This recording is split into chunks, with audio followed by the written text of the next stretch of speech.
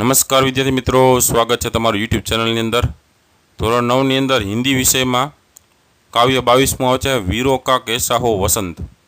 काव्यનો प्रकार है पद्य અને કાવ્ય આપેલું છે સુભદ્રા કુમારી ચૌહાણે।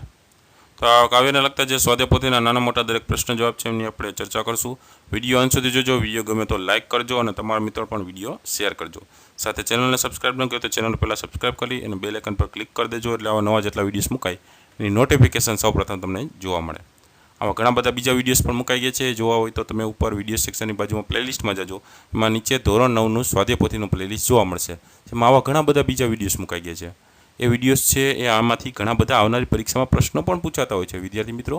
તો એ પ્રશ્નો તમને ઉપયોગી થાય એના માટે વિડીયો હોય છે, તો એ વિડીયો તમે જોવાનું ચૂકતા નહીં, બરાબર। વિડીયો જોશો ને તો તમારા જ્ઞાનમાં પણ વધારો થશે અને આવનારી પરીક્ષાની પણ તૈયારી થતી રહેશે, બરાબર। તો એ વિડીયો જોવાનું ચૂકતા નહીં। હવે આપણે આ કાવ્યને લગતા પ્રશ્નોના જવાબો જોતા જઈએ, જેમાં વિભાગ પહેલો આવે છે પદ્ય આધારિત प्रश्नों जवाबों। पहला प्रश्न है सही विकल्प चुनकर रिक्त स्थानों की पूर्ति कीजिए। पहलू है आ रही हिमालय से पुकार है खाली जग्या गरजता बार बार, तो शू आवशे उदधी।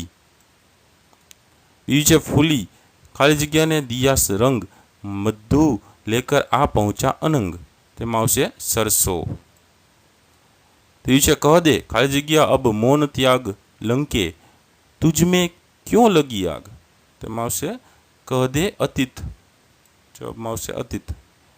चौथे भूषण अथवा कवि चंद नहीं खाली जग्या भर दे वह छंद नहीं, तो शू आवशे बिजली भर दे। पांचवुं छे फिर हमें खाली जग्या कौन हंत, तो बतावे कौन। बीजो प्रश्न है निम्नलिखित प्रश्नों के उत्तर एक एक वाक्य में लिखिए, जेमां पहेलुं छे बार बार कौन गरजता है, तो एनो जवाब आवशे बार बार समुद्र गरजता है। बीजा प्रश्न है प्रकृति के तत्व क्या पूछ रहे हैं, तो जवाब आवशे प्रकृति के तत्व पूछ रहे हैं कि वीरों का वसंत कैसा होना चाहिए। तीजा प्रश्न है वधु वसुधा में क्या परिवर्तन आया, जवाब आवशे वसुधा रूपी वधु का अंग अंग पुलकित हुआ है। चौथा प्रश्न है कवि कुरुक्षेत्र से क्या कहते हैं, जवाब आवशे कवि कुरुक्षेत्र से कहते हैं कि तुम जागकर देशवासियों को अपने अनंत अनुभवों के बारे में बताओ। पांचवा प्रश्न है कवि की कलम की क्या व्यवस्था है, जवाब आवशे कवि की कलम की यह व्यवस्था है कि वीरों का वसंत कैसा हो यह कुछ खुलकर लिखने की उसे अनुमति नहीं है। छठा प्रश्न है हल्दी घाटी और सिंहगढ़ किनकी ज्वलंत स्मृतियों को जागृत करते हैं, जवाब आवशे हल्दी घाटी और सिंहगढ़ महाराणा प्रताप और तानाजी मालुसरे की ज्वलंत स्मृतियों को जागृत करते हैं। सातवां प्रश्न वीरों का कैसा हो वसंत कविता की कवयित्री का नाम लिखिए, जवाब आवशे वीरों का कैसा हो वसंत कविता की कवयित्री का नाम सुभद्रा कुमारी चौहान है। तीजो प्रश्न है निम्नलिखित प्रश्नों के उत्तर 2-3 वाक्यों में लिखिए, जेमां पहलो प्रश्न वीरों का कैसा हो वसंत ऐसा कौन कौन पूछ रहे हैं, जवाब आवशे वीरों का कैसा हो वसंत ऐसा हिमालय पर्वत सागर पूर्व पश्चिम दिशाएं पृथ्वी और आकाश तथा क्षितिज भी यही प्रश्न पूछ रहे हैं। बीजा प्रश्न है कह दे अतीत अब मौन त्याग ऐसा कवयित्री ने क्यों कहा है, जवाब है देश के इतिहास में वीरता और पराक्रम दिखाने वाले अनेक शूरवीर हो गए हैं, इनसे हम अपनी स्वाधीनता और गौरव की रक्षा के लिए बलिदान देने का पाठ सीखते हैं, इसलिए कवयित्री ने कह दे अतीत अब मौन त्याग ऐसा कहा है। तीजा प्रश्न है किन ऐतिहासिक घटनाओं के आधार पर कवयित्री ने वीरों का वसंत बताया है, तो जवाब थशे हनुमान द्वारा लंका को जलाना मतलब लंका दहन, कुरुक्षेत्र में महाभारत युद्ध, हल्दी घाटी में राणा प्रताप तथा सम्राट अकबर का युद्ध, तानाजी द्वारा सिंहगढ़ विजय।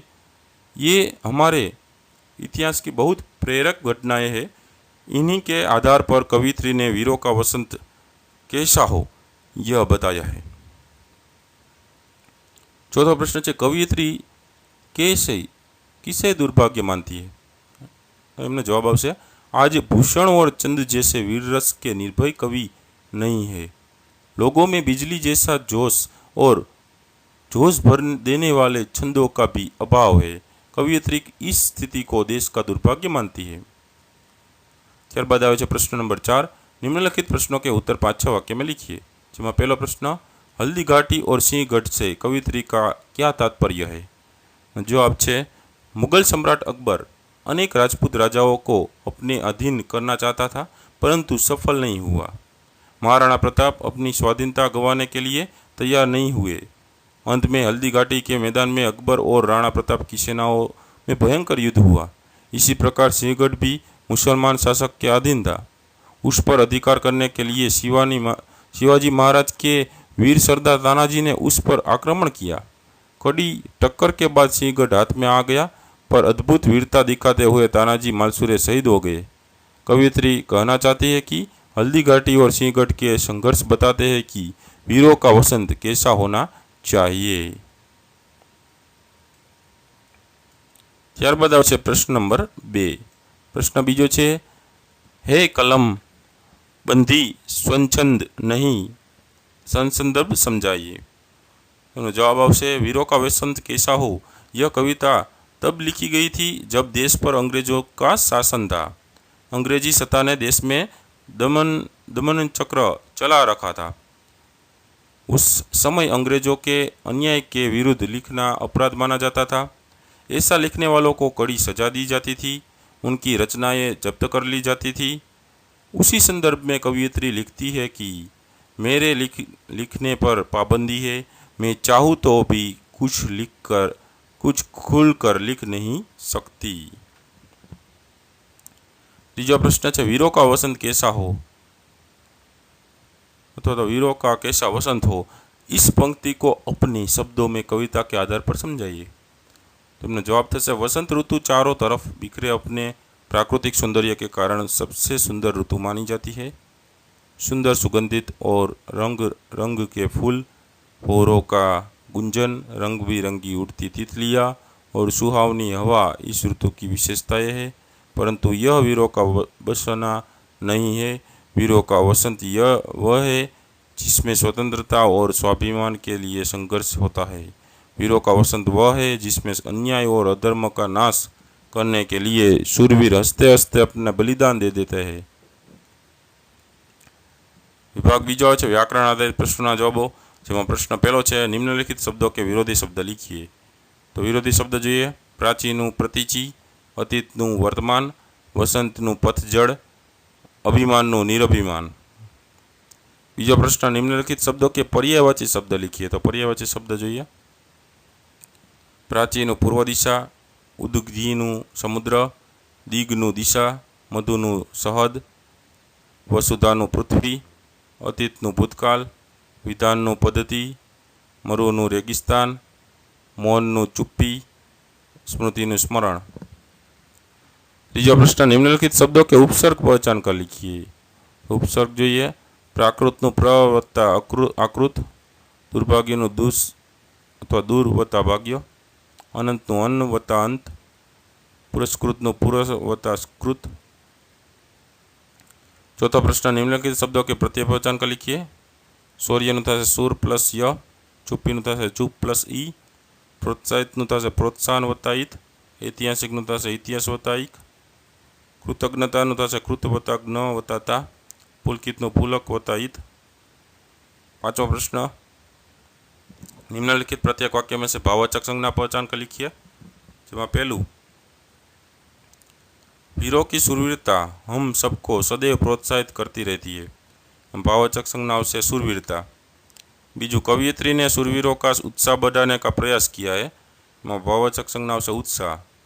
तीजू वीरों को अपने शौर्य पर पुरस्कृत किया जाता है। भाववाचक संज्ञा से शौर्य। चौथुं हमारे वीरों ने दुश्मनों के घमंड को चूर चूर कर दिया। भाववाचक संज्ञा से घमंड। छठा प्रश्न निम्नलिखित प्रत्येक वाक्य में से विशेषण पहचान कर लिखिए। पहलू है वसुधा के अंग अंग पुलकित हो उठते हैं। तेमा विशेषण आवश्य पुलकित। बीजू उनकी कलम पर पाबंदी लगी है वह स्वच्छंद नहीं है। तेमा विशेषण आवश्य स्वच्छंद। त्रीजू है ऐतिहासिक घटनाओं के आधार पर वीरों का वसंत कैसा होता है। तेमा विशेषण आवश्य ऐतिहासिक। चौथुं उनकी ज्वलंत स्मृतियाँ हमारे हृदय में रोमांच खड़ा कर देती है। तेमा विशेषण आवश्य ज्वलंत। विद्यार्थी मित्रों आ था आ काव्यने लगता अलग अलग स्वाध्याय पोथीना नाना मोटा दरेक प्रश्न जवाब। तो विडियो गमे तो जरूर लाइक करो और तमारा मित्रों पर विडियो शेर करो। સાથે ચેનલને સબસ્ક્રાઈબ ન કરી તો ચેનલ પર સબસ્ક્રાઈબ કરી લેજો. ફરી પાછા નવા વિડીયો સાથે મળીએ. ત્યાં સુધી ન જોયેલા વિડીયોઝ જોઈ લેજો પ્લેલિસ્ટમાં જઈને. આવનારી પરીક્ષાની એમાંથી તમે તૈયારી કરી શકશો.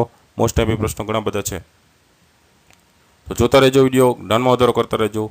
Thank you very much and take care.